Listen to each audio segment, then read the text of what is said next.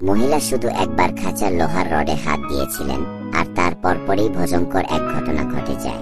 খাঁচার ভেতরে থাকা ছাগলছানাটা ছিল একটা ছোট্ট বাচ্চা। এই আকস্মিক পরিবর্তনে তার চোখের মণি বিস্ময়ে সংকুচিত হয়ে যায়।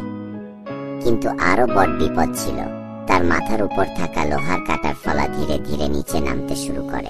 এই 5 বর্গমিটারও না হওয়া ছোট খাঁচায় ওটা যদি মাথায় পড়ে, সঙ্গে সঙ্গে মগজ উড়ে যাবে। সে চিৎকার করে সাহায্য চাইছিল, কিন্তু পুলিশ না এসে হাজির হয় দুজন ছাগলের মুখোশ পরা কসাই। কসাইরা হাতে কুড়াল নিয়ে তার চারপাশে ঘিরে ধরে। মহিলা কাঁদতে কাঁদতে প্রাণ ভিক্ষা চায়, কিন্তু কসাই কি আর এত সহজে ছেড়ে দেবে? মারা যাওয়ার আগেও যেন তাকে দিয়ে একটা খেলা খেলতে চায়।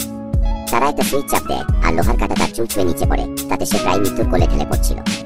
তখন হঠাৎ করে গান করে একটা শব্দ হয়। একজন কৃষ্ণাঙ্গ লোক লোহার রড দিয়ে এক কসাইকে, দুইজনের মধ্যে প্রায় আধা মিনিট ধরে মারামারি চলে। সেই লোকটিকে এক সময় মাটিতে ফেলে দেয়, কিন্তু ঠিক যখন কসাই মারতে যাচ্ছে, সে তাড়াতাড়ি খাঁচার দরজা খুলে মহিলার অবস্থা দেখতে যায়।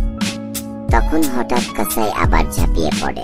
মহিলা দ্রুত লোহার রড নিয়ে তার গলা চেপে ধরে এবং তাকে সেই লোহার কাটার যন্ত্রটা নিচে ঠেলে ফেলে। লোকটার সঙ্গে সঙ্গে সুইচ টিপে দেয়, আর লোহার কাটা কসাইকে শেষ করে দেয়। তারা দুজনে একটু শান্ত হতে যাচ্ছিল, ঠিক তখনই পুলিশ পেছন দিক থেকে এসে পড়ে। এই টাইমিংটা একেবারেই মারাত্মক।